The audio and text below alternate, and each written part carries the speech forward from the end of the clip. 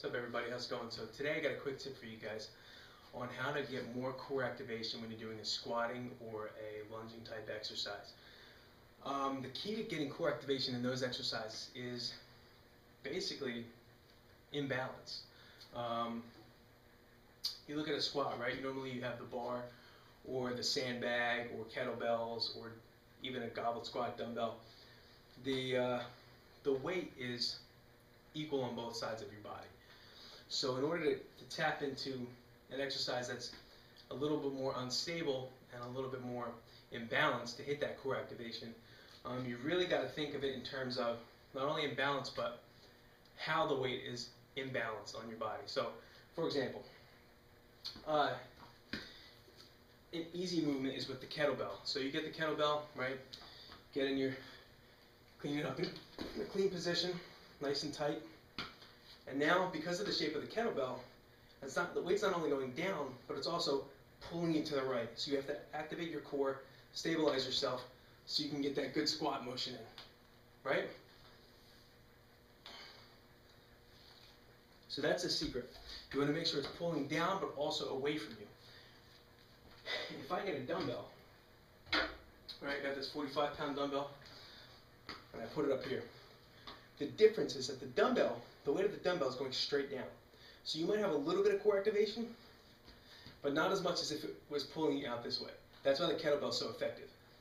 Now, if you don't have a kettlebell, you can use a barbell as well.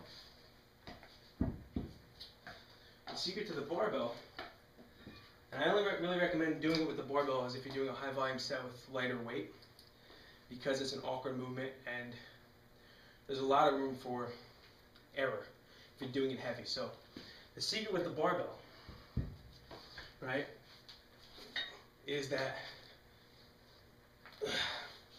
put it in a normal position and then you kind of creep it over a little bit to the opposite side.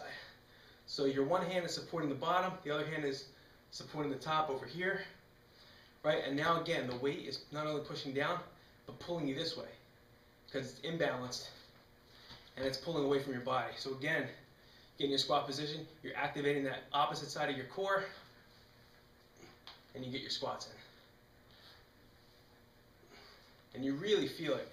I mean, you can go lighter on this and really feel it on the opposite side. If you want the ultimate core activation exercise when it comes to squats and lunges, I recommend using a keg if you have one, or if you can get your hands on one. Reason being, now this keg is empty, but the reason being is you fill the keg with water, make it about 100 pounds or so, give or take, based on what you can do, right? You put the keg, clean it up, you put it on your shoulder. Now with the keg, because the water, it's pulling you this way, it's pulling you front and backwards, and pulling towards your body. So this is so unstable that you have no choice but to stabilize it using your shoulders, your core, even your lats. I mean, and your forearms. I mean, this thing is a killer. Again, so you got it on one shoulder, get your feet in position, and you do your squats.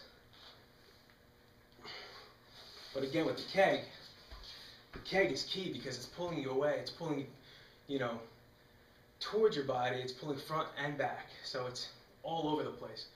And that really hits your core from all angles, especially if you switch sides for each set. So the ultimate is the keg, but again, you can use the kettlebell or the bar. Not so much the dumbbell because of the way it's shaped, but if you don't have any of these tools, you can use the dumbbell. But to get the most core activation, the more unstable it is on the one side and the more it's pulling away from your body, the better off you'll be. So I'm telling you, try a set with a light weight that activates that core, and it's going to be much harder. You'll start sweating much sooner, and it'll be a lot tougher, not only on your core, but on your total workout. So give it a shot. Let's hear your feedback, and I'm going to get a workout in. I'll see you guys next time.